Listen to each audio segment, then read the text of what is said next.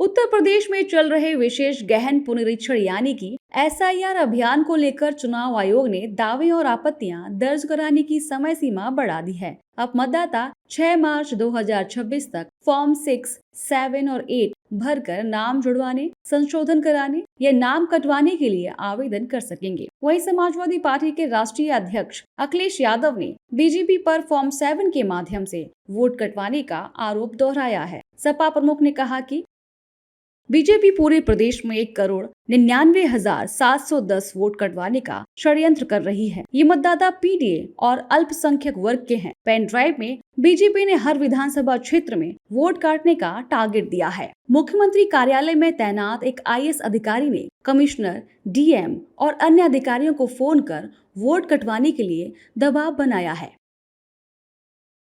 अखिलेश यादव के इस बयान पर सियासत गर्मा गई है। बीजेपी नेताओं ने अखिलेश यादव पर जनता को भ्रमित करने का आरोप लगाया है। इस दौरान बीजेपी नेताओं ने कहा है कि जो पार्टियां हारी हैं और जो हारने वाली हैं, वही एसआईआर का विरोध कर रही हैं।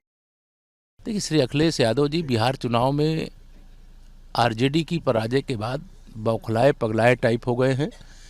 ये एक प्रक्रिया है जो चुनाव आयोग समय दिया है, वो केवल भाजपा के लिए समय नहीं दिया है, सभी राजनीतिक दलों के लिए दिया है।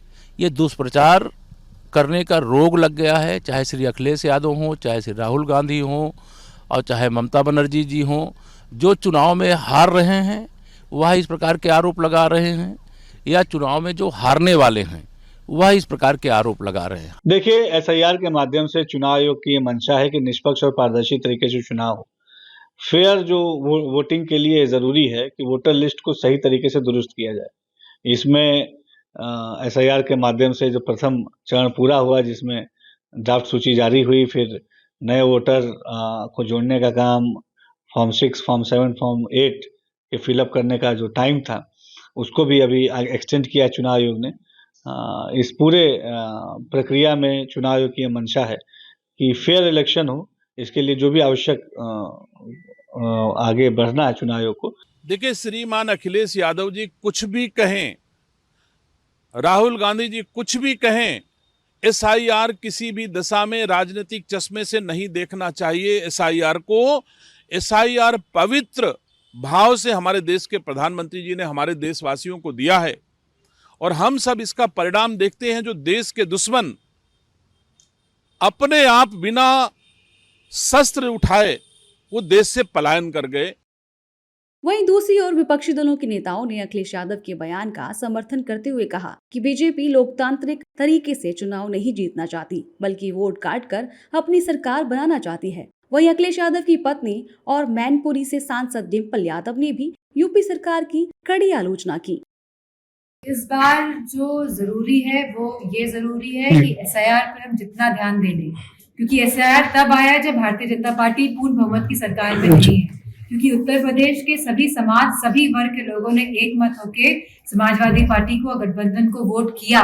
कहीं ना कहीं इससे डर के ही एसआईआर की प्रक्रिया को अंजाम दिया जा रहा है, चाहे वह वेस्ट बंगाल हो, चाहे वह उत्तर प्रदेश हो, क्योंकि वो नहीं चाहते हैं कि सही ढंग से एक लोकतांत्रिक सरकार स्थापित हो उत्तर प्रदेश में। तो मैं सभी से यही कहूंगी कि आप अपना वोट बनाइए, क्योंकि यह भारतीय जनता पार्टी के लोग नहीं चाहते हैं कि संविधान ने जो हमें वोट का अधिकार दिया है, इसको भी कहीं ना कहीं छीनने का साजिश कर रहे हैं। देखिए, कहावत है हिंदी बेल्ट में हड़बड़ का काम भी शैतान का, और ये प्रतिशोध लेने के लिए या फिर डरी हुई सरकार जो है एसआईआर के माध्यम से या तो नाम डिलीट कर रही है, नाम एडिशन में है। और आपने देखा होगा कि बहुत सारे लोग, करीब 40 से ज़्यादा लोग, बहुत सुसाइड भी उन्होंने किया है। तो ये एक सरकार को इतनी हड़बड़ी क्या है, बहुत चीज़ों को वर्कलोड इतना क्यों दिया जा रहा है। और पूरे के पूरे प्रकरण में राहुल गांधी जी ने उन्होंने कहा कि कैसे एसआईआर के नाम पे, आपने देखा होगा यहाँ तो बिहार में कुत्ते का नाम ऐड हो गया था, ट्रैक्टर का नाम ऐड हो गया था। तो इसलिए हमने कहा कि जो आपके पास वर्क फोर्स है उनका बेहतर उपयोग करें, ना कि किसी को प्रताड़ित करने के लिए करें। फॉर्म 6, 7 और 8 जमा करने की तारीख में बदलाव के साथ ही चुनाव आयोग ने यह भी स्पष्ट किया है कि यूपी में फाइनल संशोधित वोटर लिस्ट 10 अप्रैल को जारी होगा। हालांकि समाजवादी पार्टी एसआईआर प्रक्रिया का लगातार विरोध कर रही है। साथ ही पार्टी ने अपने कार्यकर्ताओं को भी सतर्क रहने के आदेश दिए हैं।